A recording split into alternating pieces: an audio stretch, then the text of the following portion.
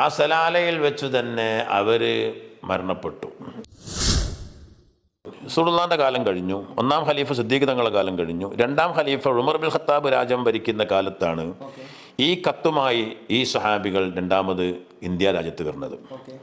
പള്ളികൾ ഉണ്ടാക്കി ദീനിയായ ചുറ്റുപാടുകൾ ഉണ്ടാക്കാൻ വേണ്ടിയിട്ട് ഒരു കൂട്ടം, അതിൽ Sharaf bin Malik, Habib bin Malik, Malik bin Dinar അടക്കമുള്ള 10-ലധികം ആളുകൾ.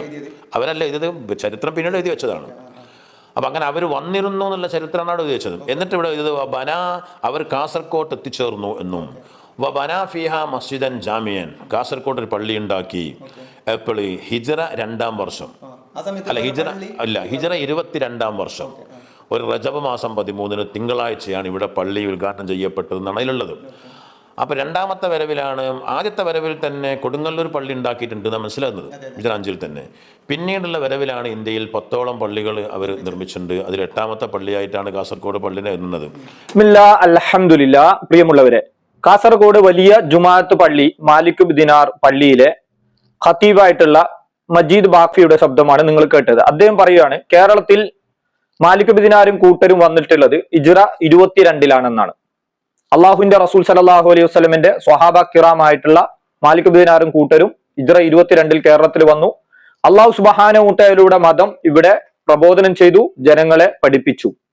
അദ്ദേഹം പറയുന്നതിൽ നിന്ന് ചില കാര്യങ്ങൾ നിങ്ങളുടെ ശ്രദ്ധയിലേക്ക് ഞാൻ കൊണ്ടുവരികയാണ്. അള്ളാഹു സുബ്ഹാനഹു വ തആല ദീന് എന്ന് പറഞ്ഞാൽ ഇന്നദ്ദീന ഇൻദല്ലാഹിൽ ഇസ്ലാം, തീർച്ചയായും ഇസ്ലാം എന്ന് പറഞ്ഞു കഴിഞ്ഞാൽ അള്ളാഹു സുബ്ഹാനഹു വ തആലയുടെ മതമാണ്. അത് തന്നെ അള്ളാഹു സുബ്ഹാനഹു വ തആല മറ്റൊരു അധ്യായത്തിൽ സൂറത്തുൽ മാഇദയുടെ 3-ാമത്തെ ആയത്തിൽ അള്ളാഹു സുബ്ഹാനഹു വ തആല പറയാണ്, അൽയൗമ അക്മൽതു ലക്കും ദീനക്കും വ അത്മംതു അലൈക്കും നിഅമതി വ റളീതു ലക്കുമുൽ ഇസ്ലാമ ദീനാ. ഇന്നത്തോടു കൂടി അള്ളാഹുവിന്റെ മതമായ ഇസ്ലാമിനെ നിങ്ങൾക്ക് അള്ളാഹു സുബ്ഹാനഹു വ തആല പ്രവാചകൻ സല്ലല്ലാഹു അലൈഹി വസല്ലമയിലൂടെ തൃപ്തിപ്പെട്ട് തന്നിരിക്കുന്നു. അഥവാ ഹജ്ജത്തുൽ വിദാഇന്റെ അവസാന ഖുതുബയിലാണ് അവിടെ പറയുന്നുള്ളത്. ആ അവസരത്തിലാണ് ഈ ആയത്ത് അവതീർണമായതെന്ന് നമുക്ക് അതിന്റെ വിശദീകരണത്തിൽ കാണാൻ പറ്റും. അതേപോലെ തന്നെ റസൂൽ സല്ലല്ലാഹു അലൈഹി വസല്ലമ പറഞ്ഞ ഒരുപാട് ഹദീസുകളുണ്ട്, വ്യത്യസ്തമായിട്ടുള്ള ഹദീസുകൾ കാണാൻ പറ്റും. മൻ ഹദസ ഫീ അംരിനാ ഹാദാ മാ ലൈസ ഫീഹി ഫഹുവ റദ്ദുൻ. നമ്മുടെ ഈ കാര്യത്തിൽ അഥവാ ദീനിൽ ഇല്ലാത്തത് പുതുതായി വല്ലവൻ ഉണ്ടാക്കിയാൽ അത് മർദൂദാണ്, അഥവാ തള്ളിക്കളയേണ്ടതാണ്. മറ്റൊരു ഹദീസിൽ കാണാൻ പറ്റും, മൻ അമില അമലൻ ലൈസ അലൈഹി അംറുനാ ഫഹുവ റദ്ദുൻ. നമ്മുടെ കൽപ്പനയില്ലാത്ത ഒരു പ്രവർത്തനം ചെയ്താൽ അത് തള്ളപ്പെടേണ്ടതാണ്. ഇങ്ങനെയുള്ള വ്യത്യസ്തമായിട്ടുള്ള ഹദീസുകൾ നമുക്ക് കാണാൻ പറ്റും. ഹിജ്റ 22-ൽ സ്വഹാബികളായിട്ടുള്ള മാലിക് ബിൻ ദിനാരും കൂട്ടരും കേരളത്തിലേക്ക് വരുമ്പോൾ അള്ളാഹു സുബ്ഹാനഹു വ തആലയുടെ മതം പ്രവാചകൻ സല്ലല്ലാഹു അലൈഹി വസല്ലമയെ നേരിട്ട് പഠിച്ചു മനസ്സിലാക്കി ആ മതമാണ് ഇവിടെ പ്രബോധനവുമായി വന്നത്. എന്നാൽ ഇദ്ദേഹത്തോട് ചില ചോദ്യങ്ങൾ. ഇന്ന് കേരളത്തിൽ ഒട്ടുമിക്ക സ്ഥലങ്ങളിലും ഉറൂസുകൾ നമ്മൾക്ക് കാണാൻ പറ്റും. വ്യത്യസ്തമായിട്ടുള്ള സ്ഥലങ്ങളിൽ ഉറൂസുകൾ, നേർച്ചകൾ മാലിക് ബിൻ ദിനാറിൽ തന്നെ ഉണ്ട്. അള്ളാഹുവിന്റെ റസൂൽ സല്ലല്ലാഹു അലൈഹി വസല്ലമ ഖബറുകൾ കെട്ടിപ്പൊക്കുന്നത് വിരോധിച്ചിട്ടുണ്ട്. ജാബിർ റളിയല്ലാഹു അൻഹു നിവേദനം ചെയ്ത ഹദീസിൽ കാണാൻ പറ്റും, ഖബറുമേൽ എടുപ്പുണ്ടാക്കുന്നതും അതിൽ വർദ്ധിപ്പിക്കുന്നതും അതിൽ കുമ്മായിടുന്നതും നബി സല്ലല്ലാഹു അലൈഹി വസല്ലമ നിരോധിച്ചു. ഇമാം നസായി റിപ്പോർട്ട് ചെയ്ത ഹദീസാണ്. ജാബിർ റളിയല്ലാഹു അൻഹു നിവേദനം, ഖബറുകൾ കുമ്മായിടുന്നതും അതിന്മേൽ എഴുതുന്നതും റസൂൽ സല്ലല്ലാഹു അലൈഹി വസല്ലം വിലക്കി. ഇമാം തിർമിദി ഉദ്ധരിച്ച ഹദീസാണ്. അങ്ങനെ ഒരുപാട് ഹദീസുകൾ കാണാൻ പറ്റും. അതേപോലെ തന്നെ സ്വഹാബ കിറാമിന്റെ വീക്ഷണത്തിൽ നമുക്ക് കാണാൻ പറ്റും, ഫുലാലത്ത് ബിൻ ഉബൈദ് റളിയല്ലാഹു അൻഹു സംഘത്തലവനായി ഹോമിലേക്ക് പ്രദേശത്തുണ്ടായിരിക്കെ അവരുടെ യാത്രാ സംഘത്തിൽ ഒരാൾ മരണപ്പെട്ടു, സ്വഹാബത്താണ്. ആ മയ്യത്ത് മറവ് ചെയ്തപ്പോൾ ഉത്തമ തലമുറയിൽപ്പെട്ട ആ വ്യക്തിയുടെ ഖബർ കെട്ടുയർത്തിയില്ല. അദ്ദേഹം പറഞ്ഞു, നബി സല്ലല്ലാഹു അലൈഹി വസല്ലം ഖബർ പരത്താൻ നിർദ്ദേശിക്കുന്നത് ഞാൻ കേട്ടിട്ടുണ്ട്. ഇമാം മുസ്ലിം ഉദ്ധരിച്ച ഹദീസാണ്. അങ്ങനെ വളരെ വ്യത്യസ്തമായിട്ടുള്ള ഒരുപാട് ഹദീസുകൾ ഈ വിഷയത്തിൽ നമ്മൾക്ക് കാണാൻ പറ്റും. അപ്പൊ ഇദ്ദേഹത്തോട് ചോദിക്കാനുള്ളത്, മാലിക് ബിൻ ദിനാരും കൂട്ടരും ഇവിടെ ഖബർ കെട്ടിപ്പൊക്കാൻ പഠിപ്പിച്ചിട്ടുണ്ടോ? അവരുടെ ഒരു ഉദ്ധരണി നിങ്ങൾക്ക് കൊണ്ടുവരാൻ പറ്റുമോ? പ്രവാചകൻ സല്ലല്ലാഹു അലൈഹി വസല്ലമയുടെ കൽപ്പനക്കെതിരായിട്ട് മാലിക് ബിൻ ദിനാരും കൂട്ടരും ഇങ്ങനെ പഠിപ്പിച്ചോ? ഉണ്ടെങ്കിൽ നിങ്ങൾ ഇതിനുള്ള തെളിവുകൾ ഹാജരാക്കണം. ഇല്ലെങ്കിൽ നിങ്ങൾ അള്ളാഹുവിന്റെ റസൂലിനെ എതിര് പ്രവർത്തിക്കുന്ന ആളാണ്. മാലിക് ബിൻ ദിനാരും കൂട്ടരും കൊണ്ടുവന്ന ദീനല്ല നിങ്ങളുടെ കയ്യിലുള്ളത്. രണ്ടാമതായി നിങ്ങളോട് ചോദിക്കാനുള്ളത്, ഇമാം ഷാഫി റഹിമഹുല്ല ജനിക്കുന്നുള്ളത് മാലിക് ബിൻ ദിനാരും കൂട്ടരും ഇവിടെ വന്നിട്ട് 100 വർഷങ്ങൾക്ക് ഹിജ്റ 154-ലാണ് ഇമാം ഷാഫി റഹിമഹുല്ല ജനിക്കുന്നുള്ളത്.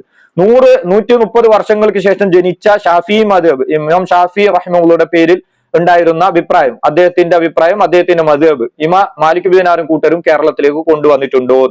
അതിനുശേഷം നിങ്ങളോട് ചോദിക്കാനുള്ളത്, ഹിജ്റ 365-ൽ ഫാത്തിമിയാക്കൾ തുടങ്ങി വെച്ച ഹിജ്റ 400-ൽ മുളഫർ രാജാവ് വിപുലീകരിച്ച നബിദിനാഘോഷം മാലിക് ബിൻ ദിനാറും കൂട്ടരിനും പരിചയമുണ്ടോ?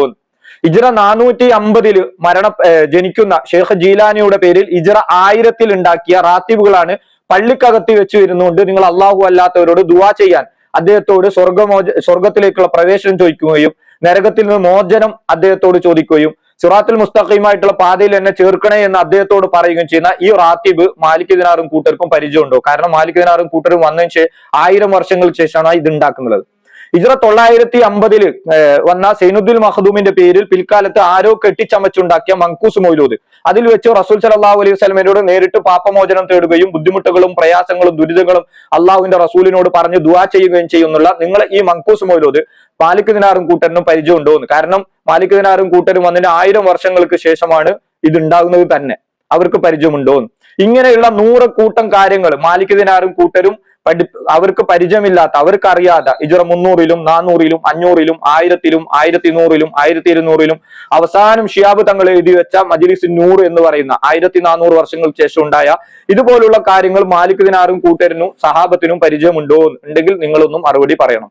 ഇല്ലെങ്കിൽ നിങ്ങൾ ഈ അവകാശവാദം ഉന്നയിക്കാനേ പാടില്ല. കാരണം മാലിക് ദിനാറും കൂട്ടരും കൊണ്ടുവന്ന ദീനുമായി ഒരു ബന്ധവുമില്ല എന്ന് പറയണം. നോക്കൂ, ഒരു ഭാഗത്ത് മാലിക് ദിനാറും കൂട്ടരും അള്ളാഹുവിന്റെ റസൂൽ സല്ലല്ലാഹു അലൈഹി വസല്ലമയും അള്ളാഹുവിന്റെ റസൂലും കൂട്ടരും ഒക്കെ ഒരു ഭാഗത്ത്, നാളെ പരലോക കോടതിയിൽ അവിടെ അബുൽ കൗസർ കോരിക്കൊടുക്കാൻ റസൂൽ സല്ലല്ലാഹു അലൈഹി വസല്ലമയ്ക്ക് അനുമതി കൊടുത്തപ്പോൾ കോരിക്കൊടുക്കുകയും പ്രവാചകനിൽ നിന്ന് അത് സ്വീകരിക്കാൻ വേണ്ടി സ്വഹാബ കിറാം പോവുകയും എല്ലാവരും ഇങ്ങനെ പോവുകയും ചെയ്യുന്ന സമയത്ത് ഒരു വിഭാഗത്തെ ഇടത് ഭാഗത്തേക്ക് മാറ്റി നിർത്തപ്പെടും എന്നാണ് പറയുന്നത്. ആ ഇടത് ഭാഗത്തേക്ക് മാറ്റി നിർത്തപ്പെടുന്ന സമയത്ത് പ്രവാചകൻ പറയും, അവർ വരട്ടെ വരട്ടെ, എന്റെ ഉമ്മത്തല്ലേ. ആ സമയത്ത് റസൂൽ സല്ലല്ലാഹു അലൈഹി വസല്ലമയോട് അവിടുന്ന് അറിയിക്കപ്പെടും, നബിയെ താങ്കൾക്കറിയില്ല, നബിയെ താങ്കളുടെ ഈ മതകാര്യത്തിൽ താങ്കൾക്ക് ശേഷം ഇവർ എന്തൊക്കെയാണ് പുതിയതായി കൂട്ടി ചേർത്തത് എന്ന് അവർക്കറിയില്ല. ആ സമയത്ത് റസൂൽ സല്ലല്ലാഹു അലൈഹി വസല്ലം പറയും, സുഹ്കൻ സുഖൻ ലിമൻ ഗയ്യറ ബഅദി, എന്റെ കാലശേഷം ഈ മതത്തിൽ കൂട്ടിച്ചേർത്ത് പുതിയതായി ഉണ്ടാക്കുന്ന ആളുകളെ ദൂരെ പോകും. ആ സമയത്ത് മാലിക് ദിനാറും കൂട്ടരിനും സഹാബ കിറാമിനും അവരെ പിൻപറ്റിക്കൊണ്ടുള്ള സലഫികൾക്കും അള്ളാഹുവിന്റെ റസൂല് ഹൗലുൽ കൗസർ കോരിക്കൊടുക്കുന്ന സമയത്ത് ഇവിടെ സമസ്ത എന്നുള്ള ഒരു ആശയം പേറിയ ആളുകളെ ഇടതുഭാഗത്തേക്ക് മാറ്റി നിർത്തപ്പെടുന്ന ഒരു അവസ്ഥയുണ്ടാവും സഹോദരങ്ങളെ. ആ അവസ്ഥയിൽ എത്തിപ്പെടാതിരിക്കാൻ വേണ്ടി നിങ്ങൾ ഈ വിഷയത്തെ ഒന്ന് ഗൗരവത്തിലെടുത്തൊന്ന് നിങ്ങൾ പഠന വിധേയമാക്കുക. അതല്ലെങ്കിൽ നാളെ പാരത്രിക ലോകത്ത് നിങ്ങൾക്ക് നഷ്ടക്കാരിൽ പെട്ടുപോകും. അതേപോലെ തന്നെ ഈ മൗലൂദുകളിലൂടെയും റാത്തിബുകളുടെയും ഖബർ കെട്ടിപ്പൊക്കി അവിടെ ബരമേൽപ്പിക്കുകയും അവിടെ നേർച്ച വഴിപാടുകൾ അർപ്പിക്കുകയും അള്ളാഹു അല്ലാത്ത ആളുകളോട് ഇസ്തിഗാസ എന്ന പേരിൽ ദുആ ചെയ്യുകയും ഒക്കെ ചെയ്തു കഴിഞ്ഞാൽ കാലാകാലം ശാശ്വതമായിട്ടുള്ള നരകം അവർക്ക് കിട്ടുമെന്നാണ് അള്ളാഹു സുബ്ഹാനഹു വ തആല പരിശുദ്ധ ഖുർആനിലൂടെ പറഞ്ഞിട്ടുള്ളത്. ആരെങ്കിലും അള്ളാഹു സുബ്ഹാനഹു വ തആലയ്ക്ക് പങ്കാളികളെ ഉണ്ടാക്കി കഴിഞ്ഞാൽ, ശിർക്ക് ചെയ്തു കഴിഞ്ഞാൽ അവനിക്ക് ശാശ്വതമായിട്ടുള്ള നരകമായിരിക്കും, സ്വർഗം നിശ്ചിതമായിരിക്കും. അതേപോലെ തന്നെ അള്ളാഹു സുബ്ഹാനഹു വ തആല മറ്റൊരു ആയത്തിൽ പറയുന്നുണ്ട്, ഇന്നല്ലാഹ ലാ യഗ്ഫിറു അൻ യുശ്റക ബിഹി വ യഗ്ഫിറു മാ ദൂന ദാലിക ലിമൻ യശാ.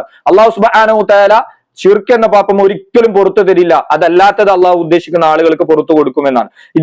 ഈ ആളുകള് വാദം ഉന്നയിക്കുന്നുണ്ടല്ലോ, ഞങ്ങൾ മാലിക് ദിനാറും കൂട്ടരും കൊണ്ടുവന്ന ദീനാണെന്ന്. ഈ കാര്യങ്ങൾക്ക് അവരൊന്ന് കൃത്യമായി മറുപടി നിങ്ങൾക്ക് നൽകുന്നുണ്ടോ എന്ന് നിങ്ങളൊന്ന് പരിശോധിച്ച് നോക്കൂ.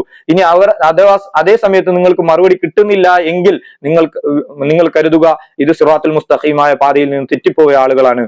കാരണം മാലിക് ദിനാറും കൂട്ടരും പഠിപ്പിച്ച ആ മതത്തിൽ റസൂൽ സല്ലല്ലാഹു അലൈഹി വസല്ലം കൊണ്ടുവന്ന അള്ളാഹുവിന്റെ മതത്തിൽ ഈ കാര്യങ്ങളൊന്നും ഇല്ല എന്ന് നിങ്ങൾക്ക് ബോധ്യമാകും. റബ്ബ് സുബ്ഹാനഹു വ തആല കൂടുതൽ പഠിക്കാനും സത്യം ഗ്രഹിക്കുവാനും ആ സത്യം മനസ്സിലാക്കിയതിനു ശേഷം ആ സത്യത്തിന്റെ കൂടെ നിൽക്കുന്ന, സത്യത്തിന്റെ വാക്താക്കളായി മാറുന്ന ആളുകളെ കൂടെ നാം ഓരോരുത്തരെയും റബ്ബ് സുബ്ഹാനഹു വ തആല ഒരുമിച്ച് കൂട്ടട്ടെ.